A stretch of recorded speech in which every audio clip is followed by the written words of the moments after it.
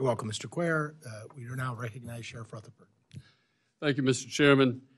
Mr. Secretary, thank you for being here. I want to go back to a statement that you made in response to the chairman's question about how many people we have deported. You said 630,000 have been returned. That is not accurate. The actual ICE deportations is 142,580. All those other people that you're talking about were rejected at the border. These are not ICE deportations, and you conflate those two numbers, and it's aggravating to me that you do that. Now, and here we are. We've got the same problem that we had a year ago when you were here. In fact, since you last testified before us, 2.4 million people have crossed our southern border. That's more than 4 years of President Trump's presidency combined. Your immigration policy is in chaos. You don't need Congress to do anything. The president's got the ability to do it. You just need to talk to him to get it done. Now, in fiscal year 23, there were 294 illegal aliens on the terrorist watch list that were arrested between ports of entry. And those are just the ones we caught.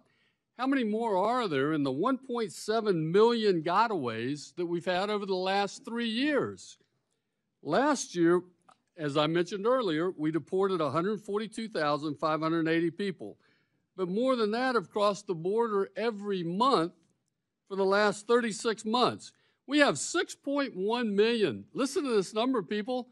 6.1 million people in the interior of this country on the non-detained docket, almost double what it was in 2020.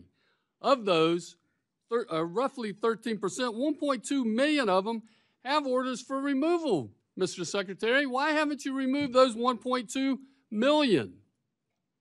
You said you deported 630,000. No, you didn't. They've exhausted their due process. They've been told they have to get out.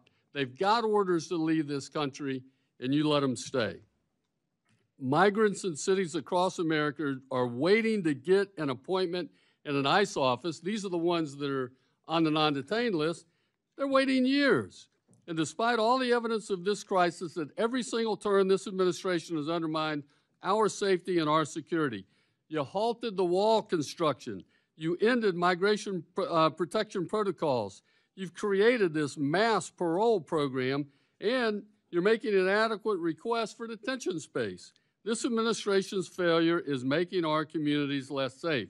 We have people crossing the border without identification. We don't know who they are. I've talked to you about this before, about the improper vetting that is going on, and your default policy seems to be to just let them in. We can't figure out who they are. We don't know who they are for sure because they're not in any database. Come on in. Just a couple years ago in my hometown in Jacksonville, we had a 28-year-old illegal immigrant he was 23, murder one of my constituents. CBP encountered him and couldn't confirm who he was or how old he was because he had no identification, but he said he was a juvenile, used a fake name. So under your catch and release policy that you reinstituted after President Trump had ended that, handed him off to HHS, and then it wasn't until after he killed Mr. Cuellar, not this Mr. Cuellar, but Cuellar in Jacksonville, that we find out who he is. It's Mr. Yoha, and he's now serving 60 years in Florida State Prison. Just last month, we saw another one. Horrible murder because we failed to properly vet an individual, and Laken Riley was murdered by him. Look, I want states to work with, I want state and local law enforcement to work with ICE. We did in my jurisdiction when I was sheriff in Jacksonville. We had a great 287G program, and that's a fantastic program.